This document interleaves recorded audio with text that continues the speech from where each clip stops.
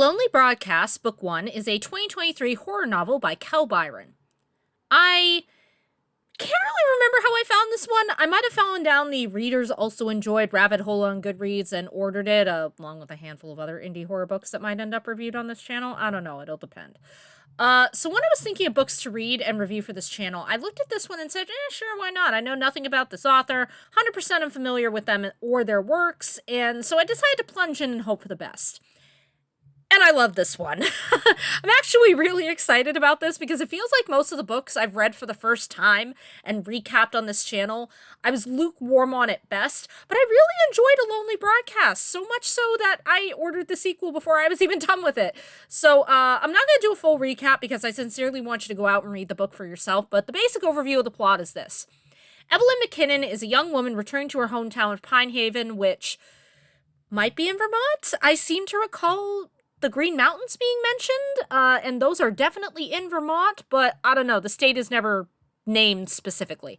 Anyway, Evelyn lived in Pine Haven as a young girl and then later on as a college student, and is now returning once more to take the job of a broadcaster for the local radio station. Upon reaching the radio tower that will function as her job and new home, she is given a few explicit instructions. Number 1, take care of the radio station's equipment. Number 2, record all listener calls and report the weird ones. Number 3, never let the broadcast go quiet. And number 4, if the fog rolls in, issue an emergency broadcast, or if the signal is down, activate the emergency bell.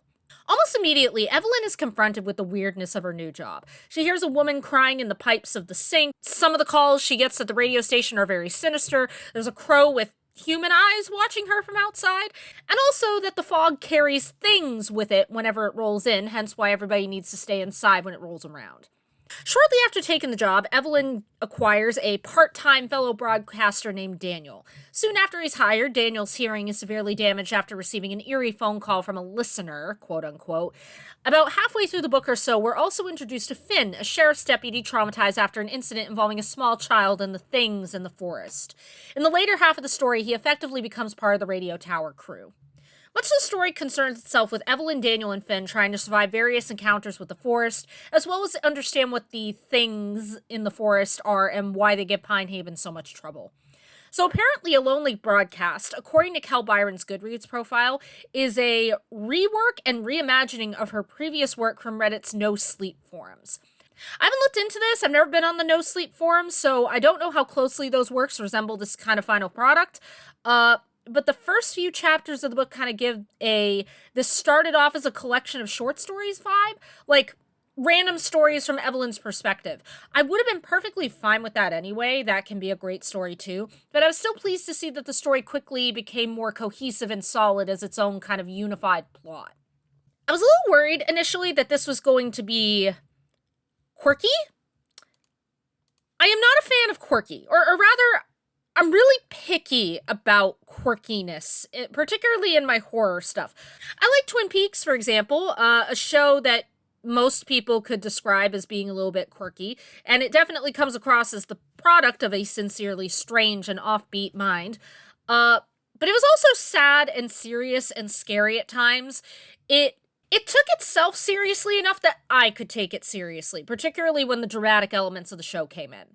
In contrast, I disliked Welcome to Night Vale because it came across as trying way too hard to be quirky. It's just, this weird thing happened, insert quirky comment here, and then this eccentric person did this, and then something super weird and scary happened, but I'm gonna act like this is a normal everyday thing.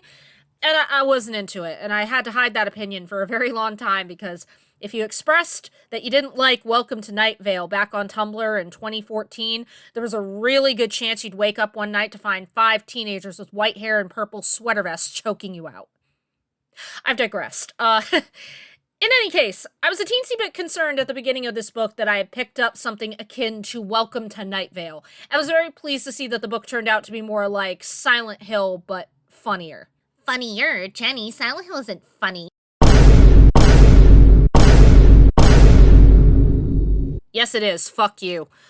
A Lonely Broadcast is genuinely funny in my opinion. This comes across as a horror comedy. A horror novel first and foremost, but definitely with humor weaved in throughout the plot.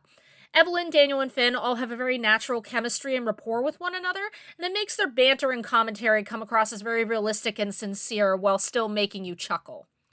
The horror was excellent too. Not everything is explained, although, again, this is only the first book in the series. I'm waiting on the second one as of this recording.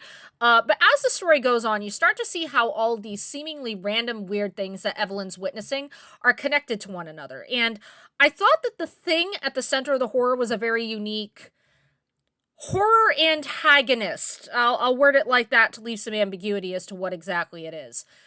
There's great stakes and tension present. We see what happens if people are caught in the fog. Characters of varying importance are seriously injured and sometimes killed. The threat posed by the forest and the fog is significant and not easily understood or overcome.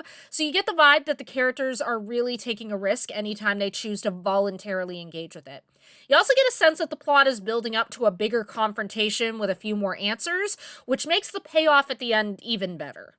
So yeah, I recommend this one. It's not a super long book, it moves pretty quickly, and overall it was a fun and unique horror novel. I'm very much looking forward to the sequel, and I definitely recommend you check it out.